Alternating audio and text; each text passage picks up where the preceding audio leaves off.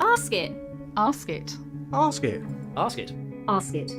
Welcome to the Ask It podcast, a blend of spirituality, philosophy and psychology, which rather than providing answers, considers good questions. Today we talk to psychotherapist Jerry Marzinski and therapist Sherry Hatfield about the Mace Energy Method of healing, a revolutionary approach designed to permanently eliminate negative feelings, thoughts and emotions arising from over-identifying with past traumas and emotional disturbances. The key to a person being in charge of their life is not only to effectively manage these disturbances, but to totally eliminate them for good. Sounds too good to be true? Let's see what our guests have to say. I've not seen anything like it. You know, it's the only thing I've seen that really works. And the results were, amazing, especially with trauma. This wasn't invented by any psychiatrist or psychologist. It was invented by a genius mariner. The guy was a merchant marine ship captain. And he's brilliant. He just pieced together all these things that he'd read over his lifetime and came up with a totally different concept of what the mind was. Can we start by the pair of you just kind of introducing yourselves? So obviously, Jerry, you've been on with me before, but Sherry hasn't. So can we just can you just give a quick background of both of you? So we Okay. Yeah. You want to start, Sherry? Yeah. Yes, I'll start. Look, a little bit about my background is early in my life, in my early 20s. I had a severe state of depression, an experience of severe state of depression, to the point that I couldn't be with my two children. And in that experience, I did come to that moment in my own inner world of deciding not to be here. And it was only through an experience that I had that the next morning from making my decision that I woke up and I had a severe sore throat, so bad that I couldn't speak, hardly swallow. And so I took myself to the doctors for a sore throat. And it was in that moment that he had said, look, this is what's happening for you. We've got to get this back in balance for you. Within a couple of months, feeling high acidic feelings and experiencing back with my children and family, there was a moment in my life as I was watching them play, so only little, that I had this, how am I feeling this, to how did I get to that? How did I get to those such low-level feelings and decision? And so I've spent 35 years of my life looking for that answer. And so that took me on a very big path. I had been working in childcare, but I took that in a lot deeper. And they actually became my master teachers. And with everything I'd learned, I let go and I let them teach me. And in a way, it was a remembering. And then, of course, I went into more the esoteric meditation. And then that, of course, involves self-inquiry. And so if I did that for many, many years, I then branched out into more bringing that together within a child, because I did have a lot of understanding of child development, meaning, emotionally, mentally, or cognitively, as I like to say, and, morally, all those elements that come together, how we take things on at certain ages. And, of course, my own self-inquiry. And then 17 years ago, I should say, I had a personal crisis that was quite big to me. And I resigned from all my work and I said, that's it, I'm done. And that in that passage by letting everything go, to me was the doorway to what was to come next. My decision was I wanted to know why. Yes, I had had some understanding, lots of understanding, but to have that crisis and to experience everything come to the forefront again was like, I knew I didn't have the answer. And but in that doorway, it opened me to meeting John Avery, which was John Mace's right-hand man, if you like. And it was in that moment that I actually went and had a session with him, and that was it. And I knew in my own personal session, there was a moment that was like very deep inside me, I found it. And this is what I'll be taking forward. And that's how I'm here. I've been doing, so I'm a Mace Energy Method practitioner and trainer, but this is what I take forward in to help answer that question, because that's what people are saying. Why do I keep doing this? How does this keep happening? The very nature they're asking why I'm wanting to come for help is because they know deep down it's not who and what they are, or we wouldn't be looking. So that's a little bit about me. Thank you. And my journey. Great. Yeah. Jerry? Yeah, my name's Jerry Marzinski, and I've spent virtually my entire career on the front lines of mental health. I started off at Central State Hospital in the state of Georgia, working for psych there. I was there for 7 years. And it's there that I started learning that what I'd been taught in school didn't match reality on the front lines, especially with as far as psychotics or schizophrenics. They were saying it was a chemical brain imbalance that caused schizophrenia, but I never saw them ever give any kind of clinical test, blood work, EKG, EEG, nothing, no kind of test whatsoever to determine what was out of balance in these brains of these patients or by how much. Matter of fact, they didn't even know. There's I don't know, 40 some neurotransmitters in the brain. They don't even know what the chemical balance of the brain should be. It turned out to be a giant sham, produced by the drug companies and the psychiatric mafia. So after Central State Hospital, I went back for a PhD, spent a few years there, hated it, absolutely hated it. Came back and I worked in mental health centers. I got a job in the psych department with the Arizona State Prison, and I worked with the criminally insane for 18 years. After I got out of there, I worked as a private contractor with local hospitals, and the last 10 years of my career, I spent working psych crisis in the emergency rooms of the major hospitals all over Tucson. And I was always wondering, what's going wrong with these people? Because psychology was real good at, and psychiatry too, at describing what was wrong with them, but they didn't know what to do about it, and nothing that they were doing was working. The regular kind of therapy that you're taught in college didn't work or didn't work well. And these drugs that the psychiatric mafia is dishing out are toxic. They're poisonous. Virtually everybody who's put on an antipsychotic drug will eventually go off it because they can't stand it. And then they'll go psychotic, and then the whole merry-go-round goes again. So, working for the private psych hospitals, what I saw was these guys would go off their meds, they'd get put back in the hospital, they'd be charged thousands of dollars to their insurance company or to their private funds. They'd be put back on meds, released, and then they'd go off them again, and it would just be a big merry-go-round that just spun round and round and round and round, with each time destroying their brains. These antipsychotic drugs are very toxic. They shrink the patient's brain and they destroy the peripheral nervous system with long-term use. But the psychiatric mafia won't tell them that.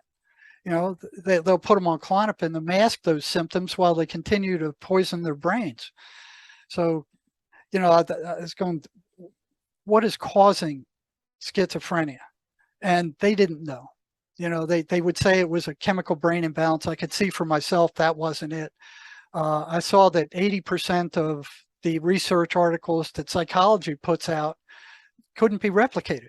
So they were no more than BS, so a small percentage were valid. So it was like, okay, I need to look for myself and see what was going on. The first thing I wanted to know was, what are these voices and what are they telling these people? And lo and behold, I got into trouble with psychiatry for asking these patients about what their voices were and what they were saying. I found that it was the voices that drive paranoid schizophrenia. It's no chemical imbalance. It's no genetic anything. It's these voices, and these voices run separate, repeatable, consistent patterns. And so the psychiatric mafia is saying, well, they're hallucinations. No, anything that runs consistent, repeatable patterns is not a hallucination. So then I went to, okay, what are these patterns and what happens if I disrupt them? And I found that if you disrupt those patterns, the voices get pissed off. They take it personally, and then they start weakening depending on how disrupted the pattern was. But one thing interesting I found was that these voices have complete access to the memory of these people. So they can go in there and they can pull up all the rotten things that they've ever done, and they can rub them in their faces.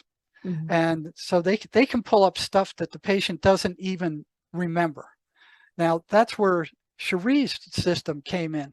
When I first, a friend of hers emailed me, and I get a lot of strange emails, believe me. And he just basically said, I got somebody you need to meet.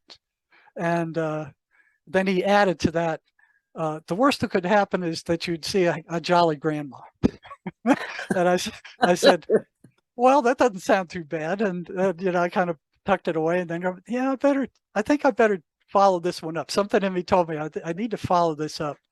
And then I met Cherie, and I was suspicious like you were, Lucinda, and I was hitting her with all kinds of questions. And what do you do here? And what do you do there? There was enough in the book written by John Mace where I could begin putting this stuff to use, and I could see it working, and I could see it working fast and accurately. But there's some parts they left out that was real frustrating, because I'd hit those and I'd go, well, where do I go here? What do I do there? But there was enough in there to actually see it work. And what's so cool about this system is it takes the spirit of the person into account, and that spirit will guide the therapist to the hidden stuff that's buried that they don't have access to. That is called negative identity. So what happens normally is when you run into a crisis, you have you don't like the feeling, you don't like what happened, it gets buried. It gets buried alive.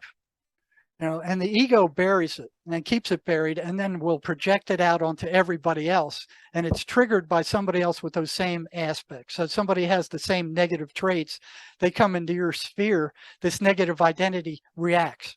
It doesn't respond, it reacts. So there's a flare up. And then that the ego drives that person away. It's like trying to put two ends of the same magnet together. You put two negative poles together and they repel each other. Well, that's the same thing the negative identity does. So the ego buries this crap, keeps it buried, doesn't want to face it, doesn't want to look at the ugliness of it, keeps it buried. So it keeps getting triggered by other people with those same characteristics. So no matter how many, the more traumas you have, the more of these that are buried. So they're like landmines. You keep hitting a landmine after landmine after landmine after landmine. Now you can do something about the ones you know about. It's the ones you don't know about that cause the problems. And that's where Cherie's system is just majestic, because it uses the spirit to help find the buried stuff and then pull it out and discharge it. And what's so cool about this is it wasn't invented by any psychiatrist or highfalutin, PhD or psychologist. It was pieced together by a person I think is an absolute genius after reading what he wrote. He pieced this together from all the stuff he was reading, philosophy, and he was widely read. He was a Marine, what do you call it, a merchant Marine captain. So he would drive these big merchant ships, and he was very good at that.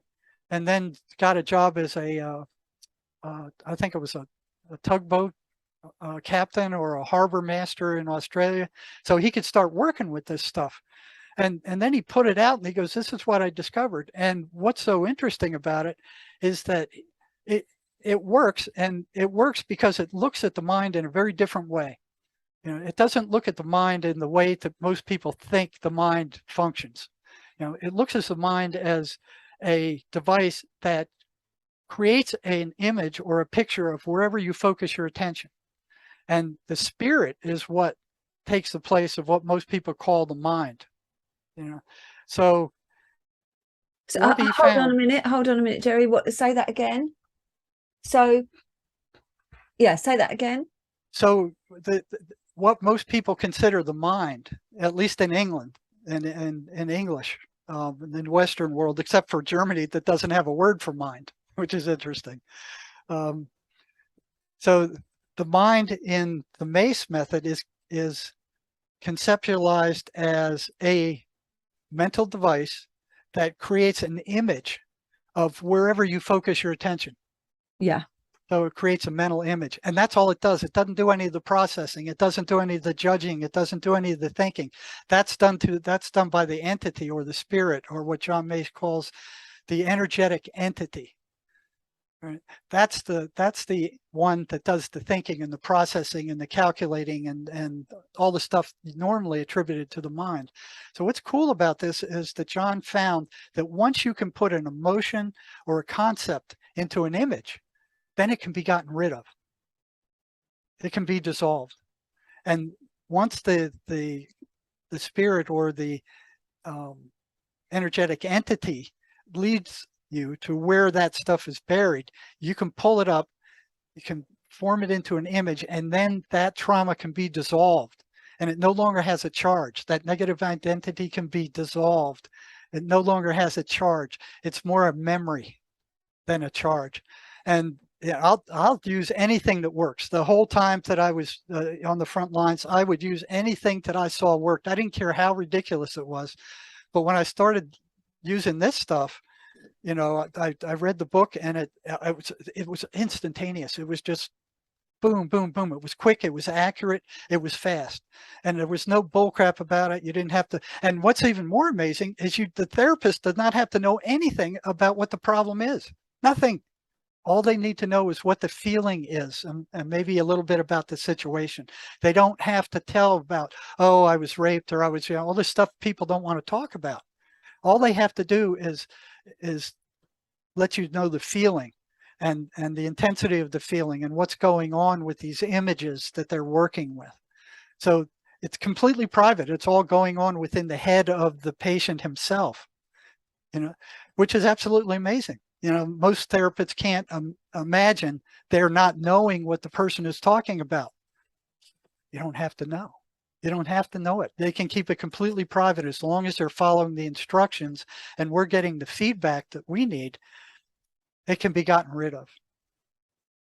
And it's working with schizophrenics. Nothing else works with them. So I found it works very well with moderate cases or mild cases of schizophrenia. Works pretty well with moderate cases, and it's very difficult with people who are too far gone. They have to be able to understand what you're saying and follow the directions.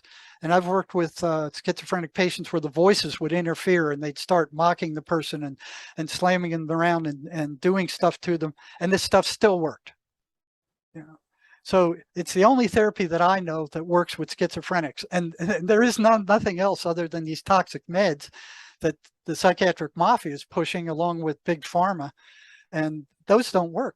They temporarily numb the person. They don't get rid of the voices. And they're awful meds. They're just awful. They don't cure anything. They cure nothing, absolutely nothing. Okay, Sherry, what would you like to add or to what Jerry said about the Mace method? I think you expressed it beautifully and summed it up in its simplicity. Just to edify what he was saying, is, it's the inherent power and the simple power of your own being. That is the component that keeps being left out, and yet Yes. It's where we begin. Yes, exactly. And it's not to be found in psychiatry or psychology. It's absolutely absent. Yeah. And sorry, carry on, Sherry. Well, which is aligned with our awareness. you know, and in meditation, and, you know, psychologists are now, you know, go and meditate or yoga. I mean, the pointer that's in there, they're pointing to, you know, do this as a thing to do.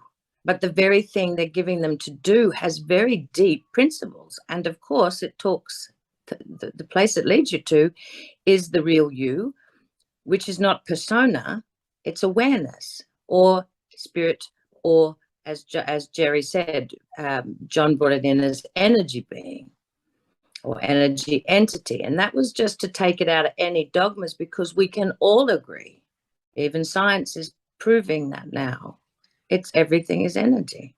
Yeah. So some people might know that as the witnessing self or the observing self. Absolutely. Yeah. Yeah. You have to have awareness. You have to be, you know, that's why I say to clients, they go, what's wrong with me, or what is this? And we don't get into that, as Jerry is pointing to. But, you know, you're edifying that person. And I say to them, you've done nothing wrong. Isn't it interesting? Your language says, I notice I do this, I do that. I said, who's the one that's noticing that? And they just sort of stop and they go, me. I said, well, then you know you can't be it. It's always there. How do you know you exist? I just do. It's just that awareness. So I'll, you know, we'll probably get into that a little bit more, and Jerry will expand on that as well, is that we identify very much to our roles and identities. You know, when we're introducing ourselves or when we ask about someone, it's all very much our stats. Yeah. How old, you know, married, single, you know, there's stats. How many children do you have? What do you do for work? And I say to a lot of people, look, we're just going to take, if you just took all your roles off, just take them all off for a minute. And what's left? That's like that's like that Zen meditation where you sit in pairs and your partner just keeps asking you, who are you? Who are you?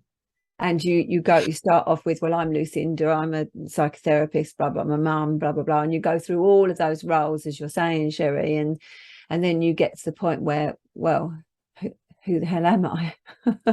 And yeah. all sorts. Then, when I first did that meditation years ago, all sorts of emotion came up, anger, crying, or all sorts of stuff, because who are you under all of that? Yeah. And that's what the children really started inside me. Because when you watch children and they go into home corner, they role model their primary caregivers. Will start there and earlier. So they play mummy or daddy, you know, their primary caregiver. And then as they interact with the world and the different roles that are there, they start to role play that. They would walk into home corner like that, be mummy, daddy, you know. And as soon as they walked out of that invisible line, I mean, home corner, they'd come back to themselves. And because our role in a childcare setting is to observe, not analyze, observe, I kept seeing that. It got finer. It's like, what is that? So I came home one night, and because it had so much of my attention, I thought, I'm going to do what they do. So I've come home. I'm getting ready for bed, actually. And I thought, well, I'm finished for the day. I've finished playing. So I'm going to take off my mother role. I'm going to take off my childcare role. And I was just doing that conceptually. And next minute, I had this huge, like, emotion. But it was this insight emotion. And it was, oh, my God, here I am. I had that experience. I don't need a name. I don't need a role. I spent 27 years to get to that. And here I am. I'm none of my roles. I just am. And, you know, when you read the esoterics of that, I mean, I'd be like, where is that I am? You're always there. But it's just the identification. For me, it was getting out of my body for a short period of time and think that I was still alive and I wasn't thinking, and I was just awareness, a moving awareness. And I'm like, wow, you know, this is who I really am. You know, beside all the roles, beside the body, beside all the senses that are constantly distracting you, this is who's there. And the Mace method takes Beautiful. advantage of that. It's a bit Yes. it's a bit like the kind of non-dual. I don't know even how to language it beyond that, but it's the kind of non-dual practice. It's not even a practice, but where I hear where you're coming from. Yeah. Yes, you can say it fits many. Yeah. It's because, and Jerry, I think, said it beautifully. It's what do we do about it? What we've got all these principles and pointers, and there are beautiful truths in all of them. But it was, I came to the same spot. But I'm still doing it. What do I do with that? That's where causism and Mace. That's where it comes in. Here we go. Yeah, that's where the rubber meets the road. This is it in action. Yeah, absolutely. This is it in action. Yes. And, where the other things are like, and matter of fact, in a lot of cases, it makes people worse. Oh, this happened to me, that happened to me. It just brings it all up, and they're wallowing in it again for the billionth time. And it doesn't help anything. That's where the beauty of the Mace system comes in. I know this may be hard for some of you guys that aren't therapists to follow through with this, but John Mace wrote a book. What is it? Something over causism. Oh, energy over mind. Energy over mind. For you therapists out there, it'll give you the basic principles that you can put to use yourself and see for yourself how this stuff works. And you don't have to be a brain surgeon to be able to do this. Anybody can do it. Of course, it gets more complex and deeper, as Cherie has more than adequately showed me. The further along you get, the deeper it gets, and the more intriguing I find it. But the basic principles can be put to work from the book, and I was using them before I even got into it further with Cherie. I'm going, well, I don't need to use anything. I mean, this works. What do I need more for? But yeah, I found out later. That was the tip of the iceberg, but it does work. So I suppose what joins us all together, us three, before we even get into this practice, is that we all think that it's absolutely necessary that we talk about the spiritual self of people, because as you said, Jerry, that's just not really in our training, and if it is, it's a kind of cursory just nod to that, and nobody really knows what that even means. And really, that's, in my own little way, I guess that's what I'm trying to do. I'm trying to make my colleagues aware that there's this whole dimension, well, that is our essential being, that they're not taking into account. Well, I hope you have a tough hide. Oh, well, yeah. I don't. Well, I do now after working with Cherie. So, okay. Yes. So I just want to fire off some thoughts and see what you two think of them. So the kind of, over the last few years, it seems to me that we've started to think about trauma differently, and we recognize that trauma can exist in the body as a memory, as a consciousness in the body, if we want to talk about it that way. So Cherie, how does that concept relate to the ridges that you were talking about when I had a session with you? So Jerry, you said, and also you said to me, Cherie, that when something difficult is happening, something challenging is happening, and it generates a strong feeling in us that we find uncomfortable or too painful, or we just don't want to engage in that feeling, we try to push that away or stop that. And I think my understanding of what you said, Cherie, is that it creates some kind of ridge, some energetic ridge. Is that right? Correct. Yeah. Yeah. And so what you resist persists. So, if like you're pushing away a glass of water away from you, you're still hanging on to that glass of water while you're pushing it away. Yeah. So what happens is the ego buries that stuff so it doesn't have to deal with it, and then forgets about it, but it's still buried alive. But it takes a lot of energy to keep it buried because it keeps wanting to pop up. So that's positive energy that you could be using for something else if you could get in there and release it, which traditional therapies are really poor at doing. Yeah. So Cherie, you want to answer? It's about the body. Well, we see it as these energy ridges impinge on the body, because We start with the spirit. And you know, when we're doing a session, we're not talking about all that. We're just getting in, because it's feelings is where we experience it. So we're going to help people deal with unwanted thoughts and feelings. That's where they're aware, because they're aware of the manifestation of it. They feel it, they hear it, and of course it feels non-survival. It doesn't feel good, and that's why they're on the self-help journey. I don't like this feeling. I don't want it. And they're trying to solve the problem. So, but where we're working from, where we're actually working from, is working with their being, their energy, their awareness, who they really are, all those words we're trying to point to. And you can track so these all these energy ridges, and these you can energy track these ridges down. are stored within. You can track these down through trauma, you know, because when there's a trauma, that's where these things are buried. Yes, and we actually create them via upset or trauma. When something comes towards us we do not like the feel of, we are naturally going to use our energy to resist it. It feels a pro-survival act at the time. But of course, as Jerry's saying, it gets buried. We bury it. We didn't like the feeling of it. And we certainly don't come back after the event to try and process it. We're in little bodies. We're not cognitively. That's very different. Awareness is always there. But of course, then what Jerry was communicating was something else comes along and triggers that feeling again. But instead of us being able to handle it, we just do the same thing. I'm going to give it some more energy. There's that feeling. And we resist it. And the more and more you resist it, the more and more energy you're having to use to do so. Yeah. That's that positive potential. Jerry's saying if you had energy, back to you.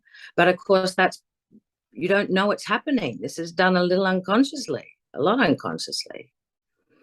And of course, then over time, we identify with it. And that's why we call it a negative identity. But it's really just... The more of those that you have buried, the more unstable you become. And schizophrenics have a lot of them that are buried. You know, so it's a process of getting rid of one after the other after the other. Yeah. So when you say it's a consciousness, what you were sharing there, Lucinda, it's a consciousness. Your energy is an intelligence. Our spirit, it's energy that can store knowledge and experiences. It's an intelligence, not intellect. That's very different. And so what's happening, if we just slow it down, we seem to, because this is the invisible. We can't see it. Yeah. You can't see a feeling either. It's very subjective. We can see its effects. Someone might act it, or we feel it on our body as an experience, but it's still all the invisible. It's the abstract there. That is the essence of your consciousness. It is the aliveness. It's whatever you give that energy to gives it life and meaning to you. So what they're calling the trauma that creates a consciousness, no, it's your active intelligence, your energy giving it life. That's why Jerry's saying buried alive. So it's giving these thoughts and feelings life, or keeping them active, keeping them alive, and not real-time feelings and thoughts anymore. So that's why people are saying they are a consciousness, because yes, these identities, because it's filled with negative thoughts, feelings, concepts, and ideas, which become our behaviors. Then we say it's us. This is what I'm doing. It feels very real. You see from it. You see the world from it. Yeah, despite the fact that you're not your thoughts or your feelings. That's not who you are. Correct. Yes. And well, okay. Let me throw in a question, because most like perennial philosophies that are found in most spiritual teachings and indeed most religions would say that, wouldn't they? That we are spirit, essentially. We are not our thoughts, we are not our feelings. But what I think sometimes gets lost, this is just my understanding, my belief, is that we're human, incarnate for a reason, because for the pure fact that this body does feel, it does experience emotions, and it's only through this body that we can have that sensory experience here on planet Earth. So I suppose if I'm really transparent, that's one of my issues. Maybe I've understood you incorrectly, and so you'll tell me. But it's almost like when you say, Jerry, we're not our thoughts and we're not our feelings, I have a problem with that. I understand that we can over-identify with our narrative from years ago. Right. Well, look at it. You might look at it like this way. This is like a spacesuit. You're in the spacesuit. Yeah. So, or like you get into a car and you start driving the car. Yeah. It's the car. You're not the car. The car is your vehicle. Your body is the vehicle. Your eyes are the headlights. This is a physical manifestation, but you are a spiritual being. You're a spiritual entity that drives this vehicle. And yeah, I have no problem with that. I absolutely agree with that. But it's almost as though we're saying, well, our feeling self is redundant, or is a red herring. And yeah. This is where language, we run into trouble. Yeah. So what is a thought? It's words energy in a sentence. Yeah. Yes. Where do words come from? It's language. We developed it as human beings. So what Jerry's pointing to is you are not a thought, meaning you are not the words. Yes. You are before the thought. It is something that we use. And thought, when we're using it in that context, oh, I had a thought, it's actually a past tense. So you've heard something. Yes. I've heard something. Yes. When we're being and using words and language to communicate a very subjective awareness or concept or idea, can't see them either, we're using words and language to do that. But the words and language is not the thing. It's your ideal or the intuit or the understanding of something that you're then trying to bring forward with the words. So you are before the words, you are not the words. Yes. So that's what, when we're saying we are not our thoughts, who's the one that's having them or aware of the thought? So the thought can't be you.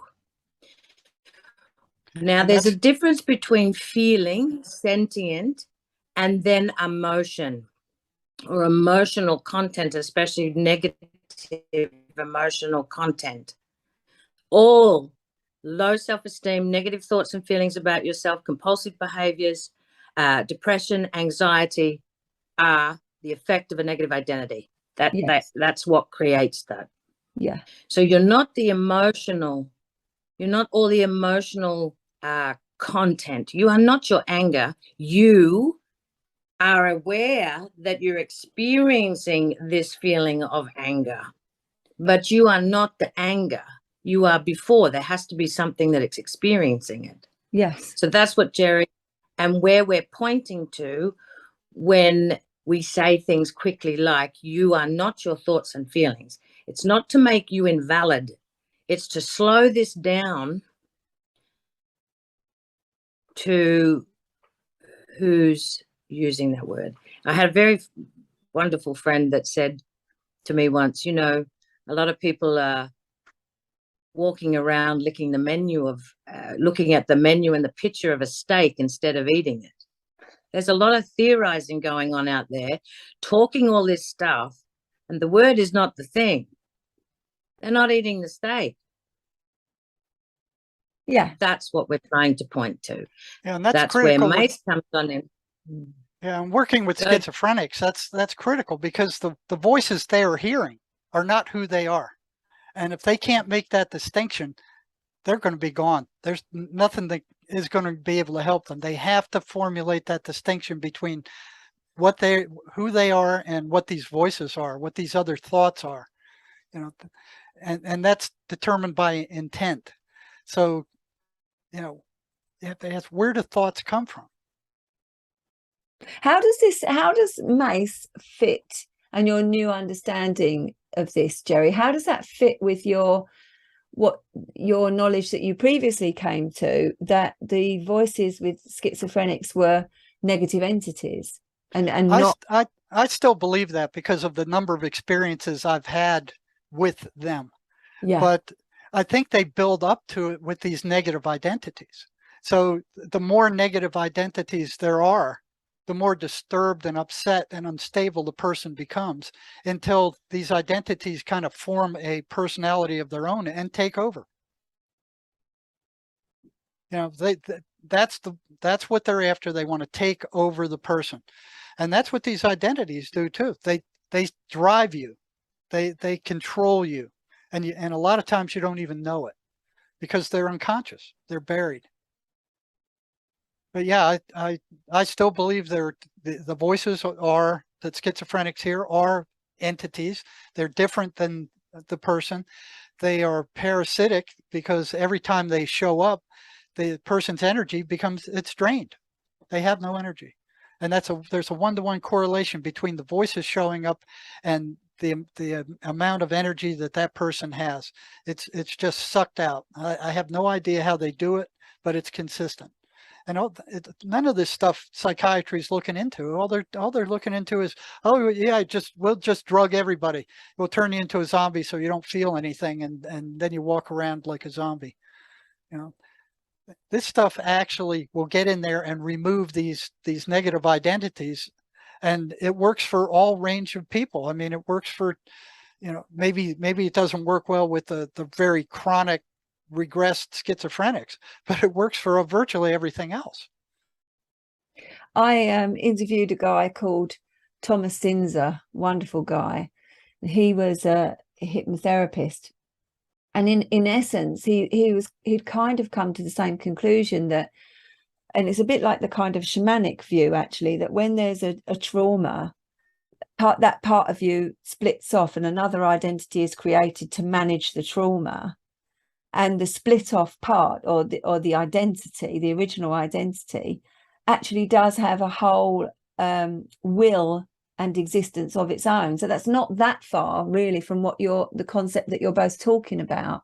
It protects itself through projection. Yeah. So it throws that out on everybody else, so it doesn't have to face it in itself. The ego doesn't.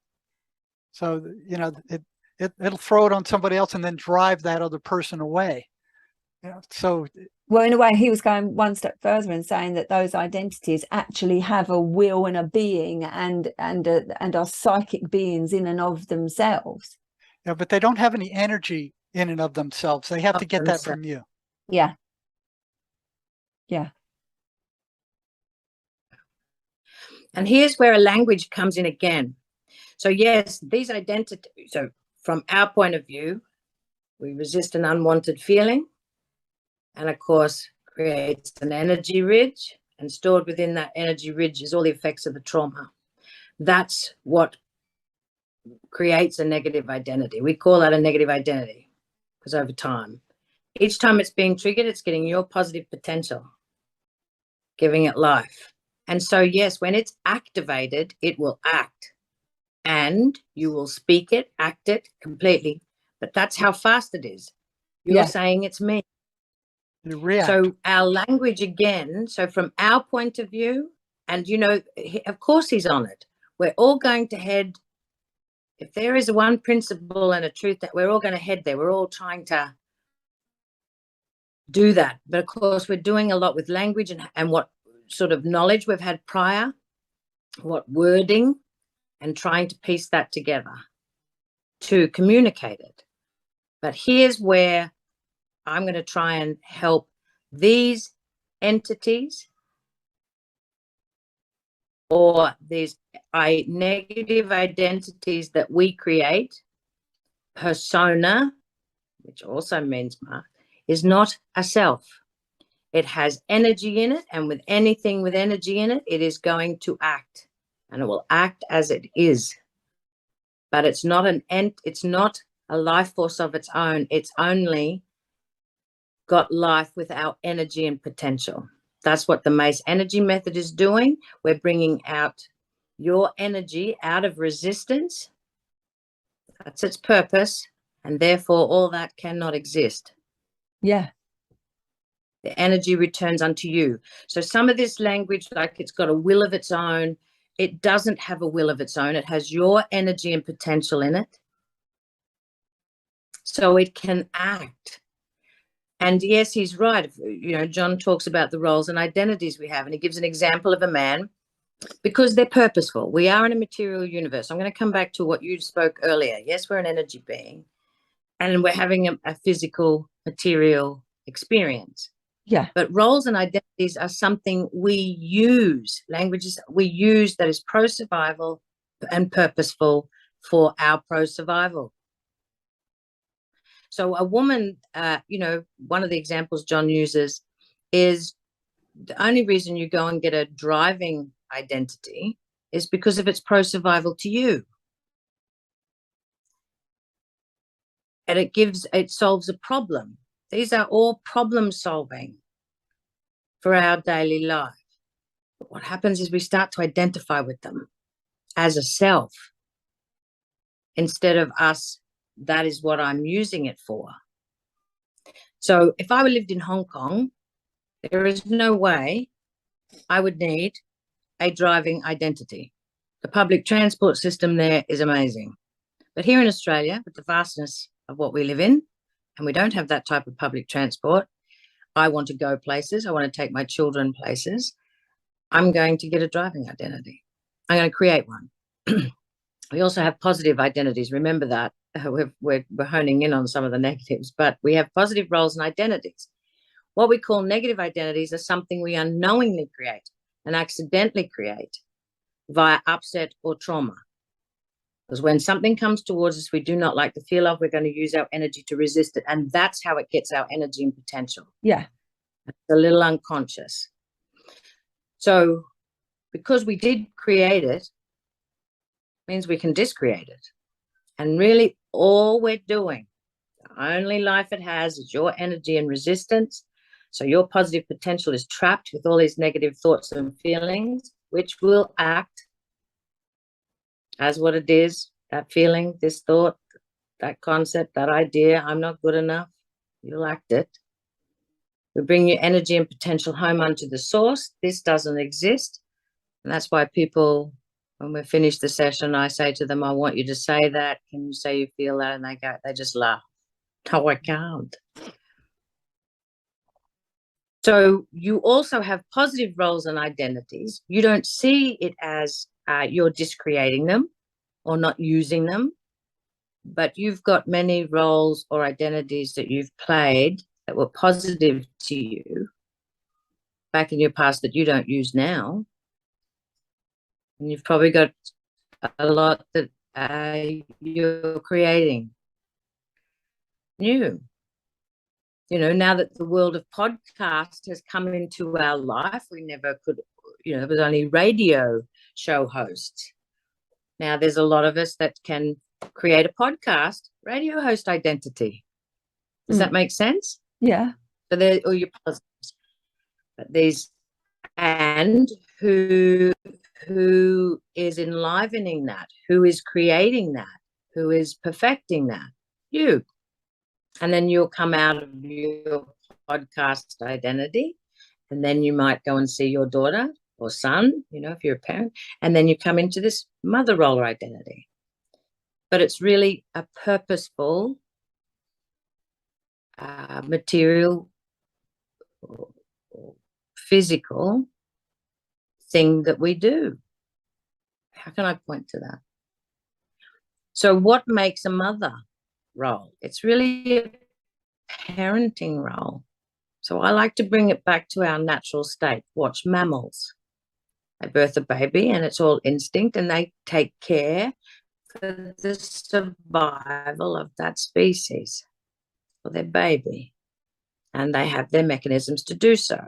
We're going to use language and say, that's a mother, that's a female. We're pointing to what we're seeing and understanding. So when we have a baby, you know, the role in our West is called a mother. It just means that you're a parent. You have a young. Then we have all these concepts and ideas of how a mother should be, or we've had experiences with our own parenting. This is where it becomes all conceptual, our experiences and identification. Does that make sense? Yeah. Yeah. So they're purposeful and practical in the material universe or in our daily life. You know, I love playing with, you know, I think I said to you, Lucinda, they're purposeful. I'm having a problem with my health. So, of course, I need to go and find someone that can help me with the problem of my health. And people who want to work with people in helping heal may study, and I want to help heal bodies, and I'm going to study this area so I can help others. And so they will develop a role. So let's say my problem in my health is I have a bad tooth. And there's people that want to help people with their teeth because that can, you know, bad tooth can kill you. Yeah. So they've realized that this is an important thing. I want to study that. I want to do that. So I'm going, oh, I've got a really bad tooth. Who do I need to call? I'm going to call the person who has studied all about teeth and knows how to help me with that. And the role we actually give him is called a dentist. So we're going to ring a dentist. So I know who to call. And as I teach my young, you know, if you ever have bad teeth, I want you to ring a dentist.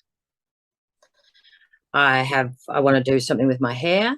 And of course, then there's people out there who love playing with hair, learn all about how to color hair. There's a whole, you know, it's 4 years to be a hairdresser. We don't realize how much they learn. And of course, I'm not going to ring a dentist to do my hair. The person we call that does hair and learns all this, knows how to cut hair and style hair and do all sorts of things with, is a hairdresser. So they're purposeful, they're roles, and we play as a society for problem solving of life and living. But we've come a little bit too identified. If you look at the Western world, it's what we put first is social stats. And there are, you know, I'm a doctor, I'm a lawyer, oh, I'm just a cleaner. We've all heard that. No, you're you first. Then there's roles that you play, but there's been given authority to certain roles, which then limits the person. And that's why I respect Jerry and you know, even you, Lucinda. It's that explore. There's you first. Hang on, there's something not right here.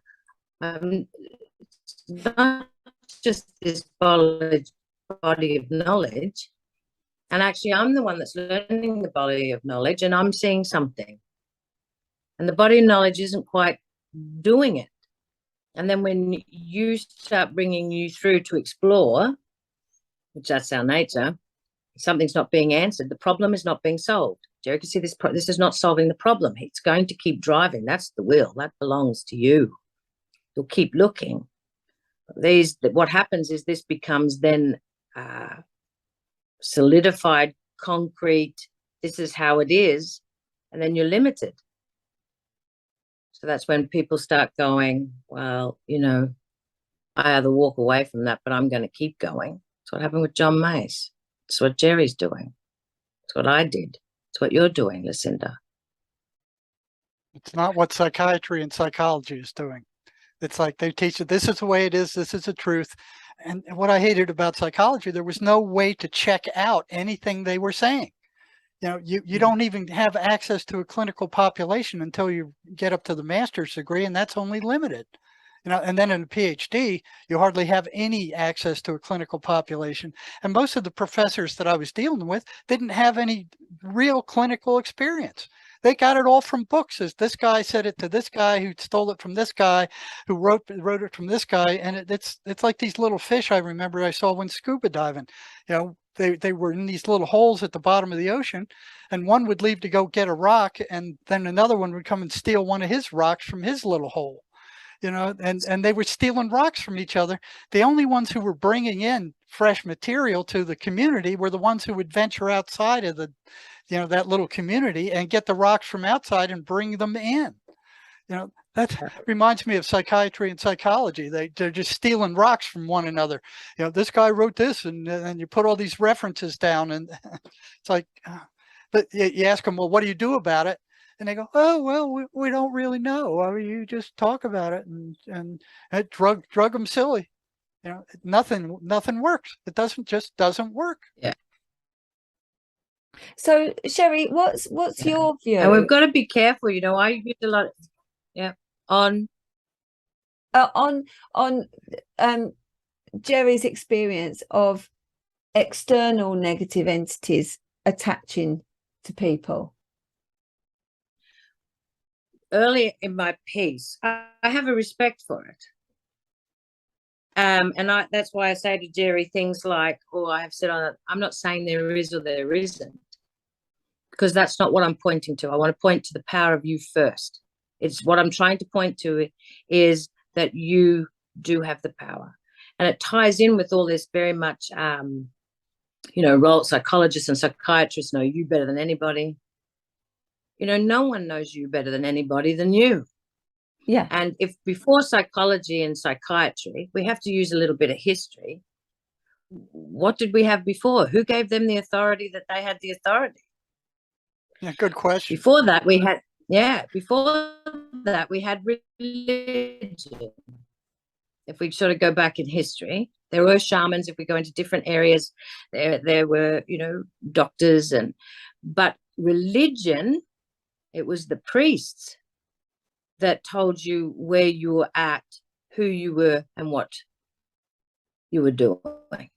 I sometimes look at psychiatry and psychology, if we're not careful, I'm not saying all, there are some good explorers and discoverers there, who they are as people first, not their role, are starting to do the same thing. They need to be very careful. So in light of your question with Jerry, we're big energy beings. We just happen to have ours playing out with the body. Entities, if you want to start, there's astral levels of consciousness. You've got the Buddhic, Atmic, we could go into all that. But when you drop your body, everything is stored within your energy universe. Just experiences. And that's why when you can come and have another body, they can be activated, if you like. These are energy ridges. That's why people can experience past life. They're not actually having a past life because they're in this body, but they're accessing experiences in their energy universe where they had a body maybe in a past life. Like Mozart. What we would call a past life. Yes, because all that knowledge and everything you've ever experienced is stored within your energy being. So you don't lose that. That also comes into other conversations. So when you drop your body, if there's an identification on that level, which is negative, and they're entities, we'll call that entities outside of you. That's negative energy. And it will act, it's got source energy in it. And it's just playing out on that level of consciousness because that's where it can only be. This type of energy can't access high echelons of life. Just like when you and I, in our physical experience, when we were down in those feelings, it was all real. I had people around me that resonated the same, like Jerry's saying, like attracts, you're just in it. And that's life, and that's how it is. And of course, then something happens, you have an experience, and you start oh, hang on a minute. Now to me, that's the real you, activating that. And so you start raising your vibration, you start learning, you start seeing things from a different perspective, and you have these high echelon different feelings. Life starts flowing very differently. Can you see where I'm pointing? We've had that physically as an experience. And then we're meeting people that's so trapped here, they can't get out. We're trying to come in and say, you know, it's okay, you don't have to live like that. And they're going, you're nuts. Don't be ridiculous. Life is bullshit. If it's one principle, it's exactly the same for what we can't see, you know, entities, Wakido, all this, you know, you can call it the collective unconscious. There's so many pointers, but I want to just point, if I point to a principle, because I'm not negating anything. Yes, there can be negative energy. We can even feel it in a house. Yeah. People that have lived there prior, and there's been a lot of negativity. We walk in the house and go, oh, I don't like the feeling of that. We're energetic beings, transmitters, receivers. We're going to feel it. Yeah. So these energies, entities, are that is a stuck level of energy. And yes, whether you've got a body or not, we can connect. Because if you're vibrating at that rate, this is vibrating at that rate, you identify with it. No different than if you're we speak in therapy and all that type of thing. If you're a negative person, you attract negative people and you're just around negative people. So yes, there can be attachments, or really it's identification too. And that's why when we've come together, Jerry and I, and how life did that, you know, nothing, I don't see it as separate. It's like, okay, what is this? I've had experiences with the esoteric and the astral. Absolutely. And there used to be a lot of fear around that. But the one principle back then was it can only connect to you if you're vibrating at the same rate. That's homeopathy, they're natural laws. So, and Jerry pointed that out very beautifully in the beginning of this conversation, whereas we create the energy ridge and then we start to see people that mirror that. Or if someone has those same qualities and traits, anger, it's going to activate yours. Yes. And then you're going to experience. So then if you discreate yours and this person's doing that, you're like, so it's exactly the same law for the entities. And that's where Jerry is seeing that principle. And so he's expanding into another level. We just focus on discreating it here. That energy cannot feed on your energy to keep active. So, Sherry, it can't feed off that. Does that make sense? It does. That makes sense.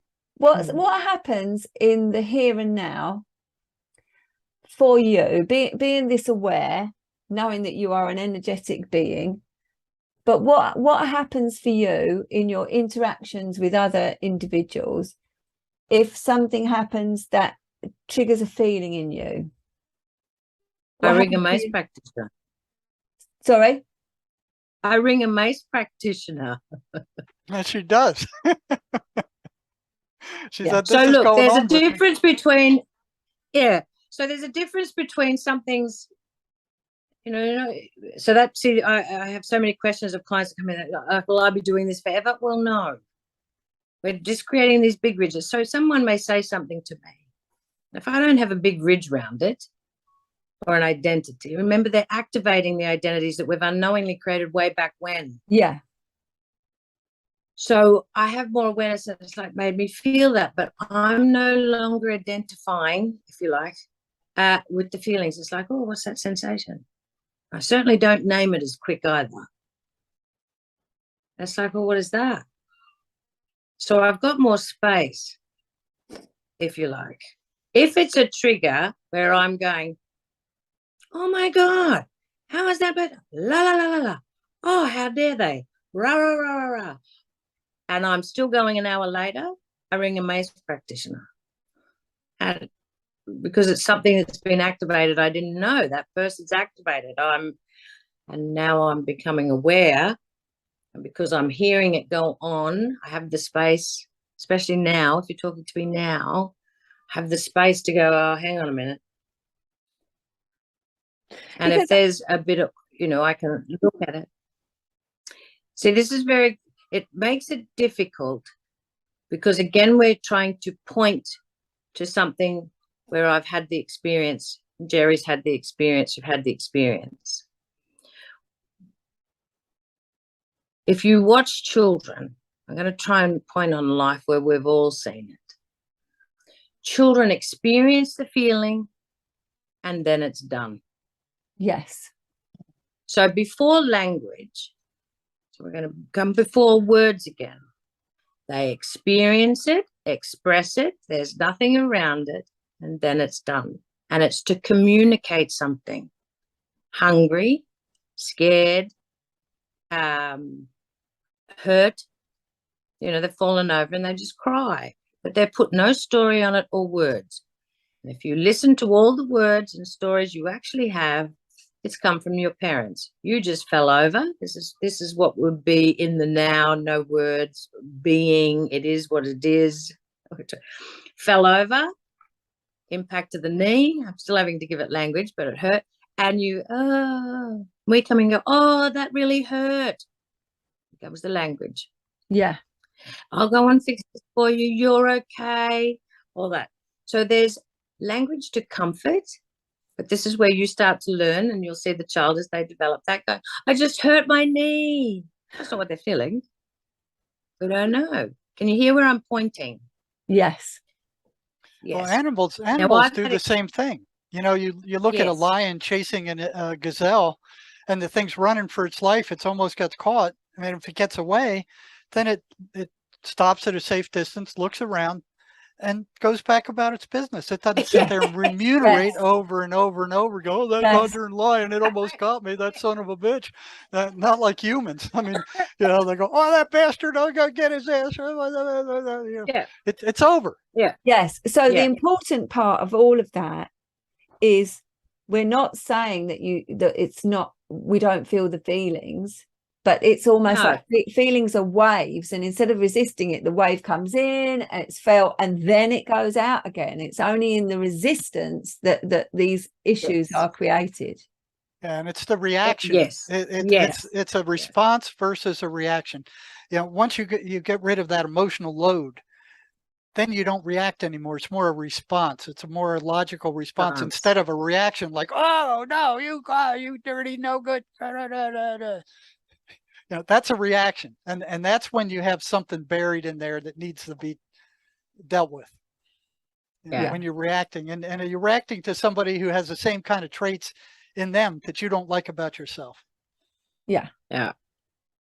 And so response is, I can have a feeling I don't like what you're saying.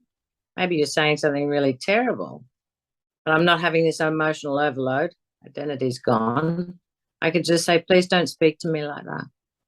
I don't like it. I still have my own presence, my own power, and I can still watch the sunset. And this it's a sensation.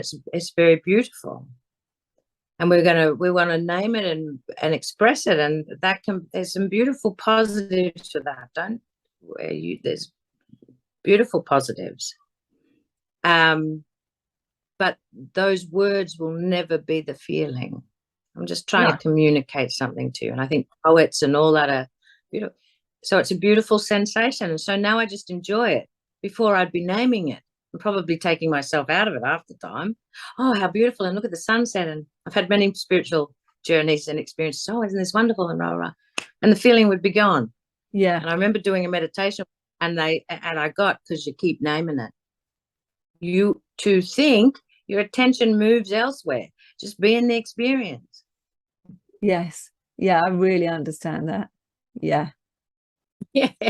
That's what we're doing. That's why if a client says, I don't know the feeling, or they give a word, we don't stay at the word. They know the sensation. They know what it means to them. We don't even analyze what words they're giving us.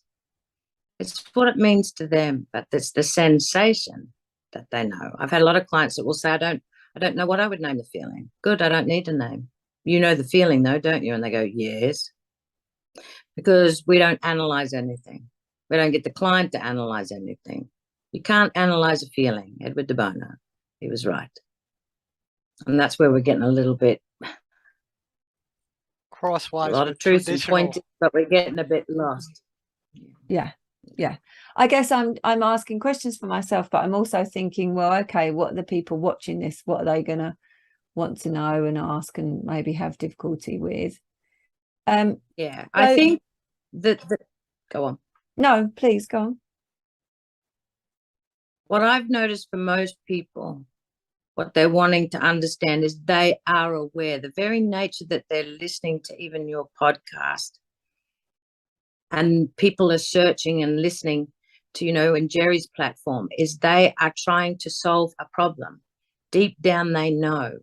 What is the problem? They have a negative thought or feeling or a behavior that's getting in their way. They don't like the feel of it. And therefore, deep down, they know there's more that is possible for them. I suppose what we're really communicating is life is always evolving. And this piece of natural laws has come together, put together by John Mace. And he was never identified as for the person. He said, don't worry about John Mace, just get it out there to the people.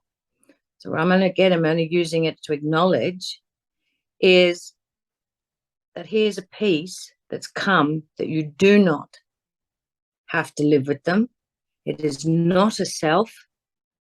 It feels like it, but it's not you. And we can help you discreate all the effects of those negative thoughts and feelings.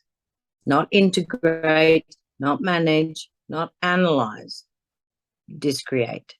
The only thing that mucks up a computer in its own natural system is a virus. So we can liken these little energy ridges, negative identity, to a virus. It's mucking up your natural system. And so a lot of clients are aware. They've done all the therapy, the theorizing, and yes, it opens up doors and perception. Lots of great things.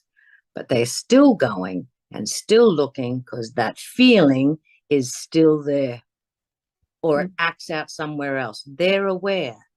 So this is the piece in their journey that in the experience, they can discreate it. They don't have to live with it, analyze it. There's a lot of people say, but if you don't have your negatives, you've got to have negatives to know the positives. Come back to your non-dual. There's only that. You do not have to live with negative thoughts and feelings that are repeating. And they are aware that it's repeating. That's why they're looking. That's why they're still seeking. And that's what, so Jerry is walking with people who've had extreme trauma. Yeah. Extreme trauma.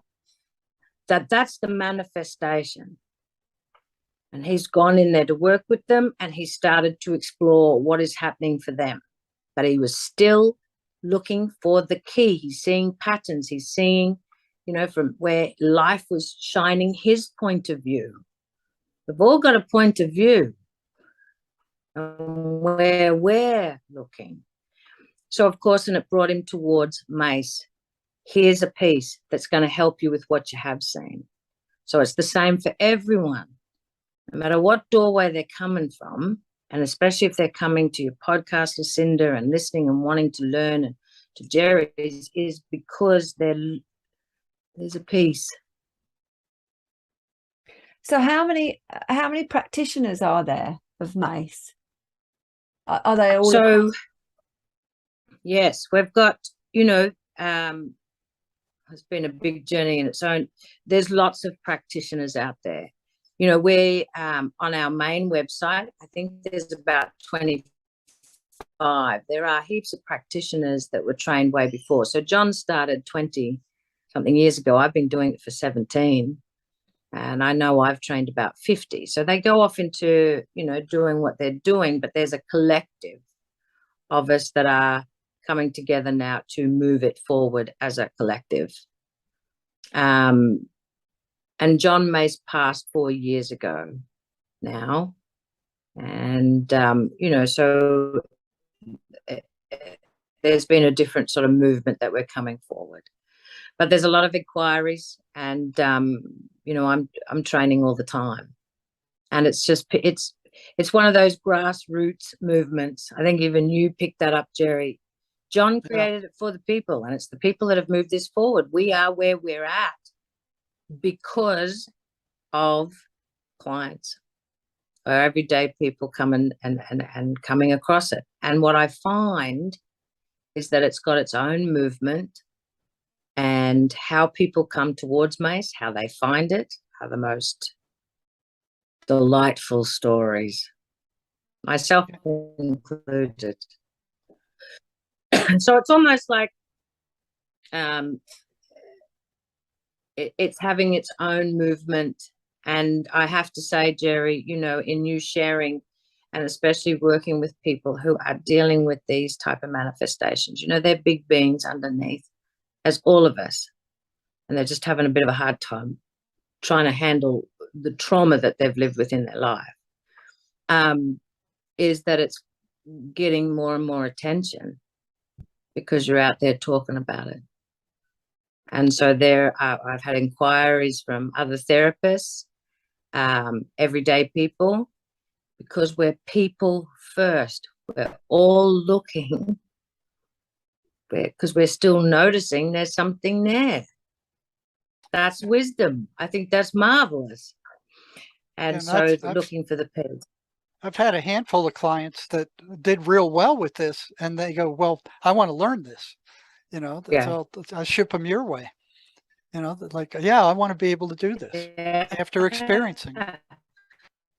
Do you have people, Sherry, that you've not been able to help? And there's the nature of our being. Yes, probably 3 in 17 years. Wow. The very first principle, the very first, what we say to all clients is the only thing that'll stop this. Well, let me rephrase it this way. The only thing to help this to work for you is that you want to change something. Yeah. If you don't want to change anything, then there's no point. And what we mean is because it's the simple power of you. I'm not here as a therapist in the conventional sense. I'm a guide. I had the experience and I went, wow. And so I wanted to train so I could guide others so they could discreate what they're not too. And so that's what we're trained in. You know, there are the principles, very much natural laws, how you're made up. There are some premise shifts, but through the training, you are going to discreate a lot of negative identities that you don't even know they're the very nature of the material, the very nature of life and living. And because your attention's on it, that's what it does. It's very experiential. You end up discreating these energy ridges, and so there's more and more of you that comes forward, and more of your life changes and the flows, and it's wonderful. It's life-changing. And by the time you're certified as a practitioner, you know, you don't have any triggers in the sense of that you're at the effect. You know, a client might be dealing with something quite severe. I have done counseling prior in my life as a counselor. You know, you hear a story and it's like, oh, I feel that, but you got to put it to one side. You know, all the techniques you're taught as a counsellor. But you see from a very different point of view when you're coming from the real you. And so I have had clients say certain things, you know, they have shared it. It's like, it's okay. Because I know deep down, it's not them. It's not a self. I don't tell them that. It's like, I can help you with that. So if you just follow these simple steps, as Jerry was saying, we explain so you feel safe in what we're doing. It's just naturally how you're made up, and follow these simple steps. And I'm a guide more to help it's almost like I'm a bit of a John Mace. I'll point this way. John Mace wanted to know why it couldn't be a self-help. We've had a lot of clients that will go out there and try it on themselves. I was self-inquirer. I came home and tried it myself as well. And because that's the nature of who we are, and I respect that. And of course, I was a little cockeyed when I went back to my training, and I said to John, I feel a little bit cockeyed today. And he said, oh, you went home and tried it on yourself, didn't you? And I went, I did. He said, good, close your eyes. But I got the answer to what that is. So when you've got a problem, so he was exploring what that was, and life always mirrors. And his computer got a virus. And of course, he could be fixed from within the computer or whatever his little system was, Norton antivirus, we'll call it. And he rang a computer guy, and he had to clip his computer in, plug his computer into John's computer. And he was doing something. He said, why are you attaching your computer to mine? He said, I'm going to get my computer to get your Norton antivirus to see that there's a virus there, and then it'll do it. And there was John's answer. Yeah. So that's what I'm just here to help. We help point. I don't want to say too much so we don't trigger things. To point to it. You locate it because you know the feeling, the unwanted feeling. And then we use the therapy or the principles of the mind, which Jerry talked to you a little bit earlier. It will create an image and picture of what those feelings and sensations represent to you, but we don't analyze the image. It gives you something to look at.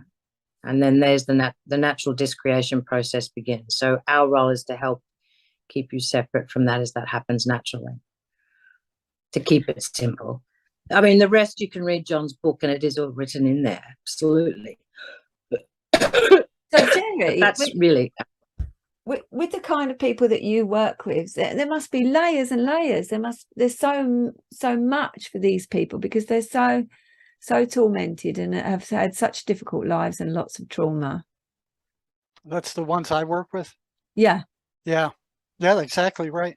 It's one thing after another thing after another thing, but usually it's the big stuff that we handle first, because that's the first thing that they want to, that's what their spirit wants to go for.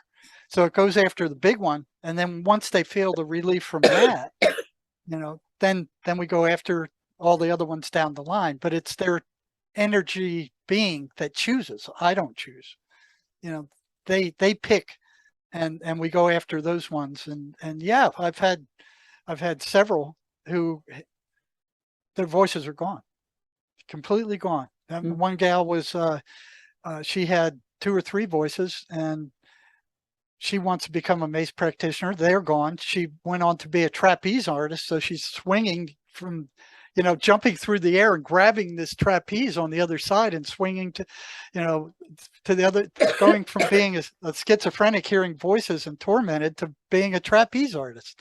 So what's amazing about this stuff is it works. Unlike all this other stuff, it actually works, and it works fast, and it's fairly accurate. So how can people find a Mace practitioner then if they want to try it for themselves? So they can go to the international website, www.maceenergymethod.com, and there is a directory there, and they can click on that. And we have practitioners in the UK, US. Most of us are in Australia because it's in Australia. John Mace was Australian.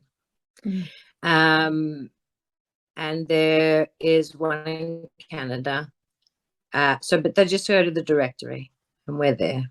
All our sessions can be done on Zoom, or, when I first started, we could do phone sessions or in person, then in Skype.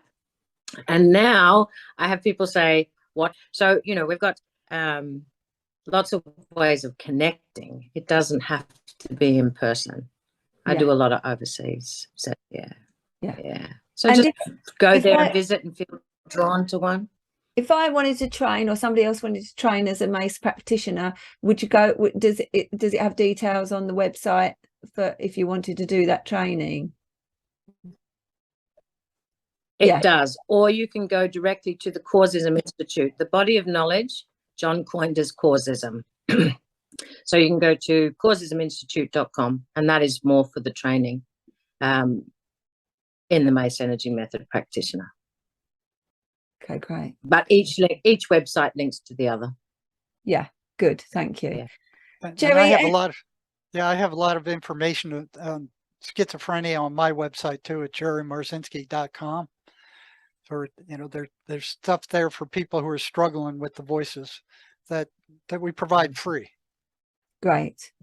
So any last words from you, Jerry? Anything else that you'd like to let people know? Well, I'd say it's the voices that drive paranoid schizophrenia. It's not any chemical imbalance. It's nothing genetic. It's nothing, it's the voices. It's a spiritual battle. And this Mace stuff works great for, light to moderate schizophrenia. And it doesn't work so great with the more regressed ones. But that's better than anything else out there as far as I'm concerned. Yes, definitely. Yeah. Any last words from you, Sherry? I suppose just trust in the simple power of you and people listening. Not doing anything wrong. Trying to find the solution. But the problem is not them.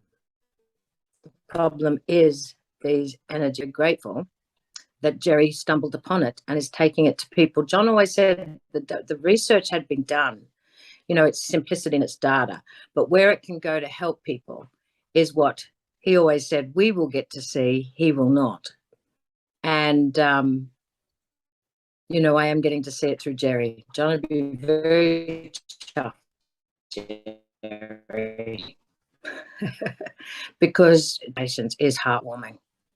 Absolutely. Yeah. Well, thank you so much, both of you, for giving so much of your time. I'm really, really grateful. Thank you. That's brilliant. Excellent. Yeah, and thank you, Lucinda, for giving us the opportunity to communicate and share that there is this possibility. Yes. Yeah. Yes, definitely. Hi everyone, if you like asking questions like me, please like and subscribe. Thank you.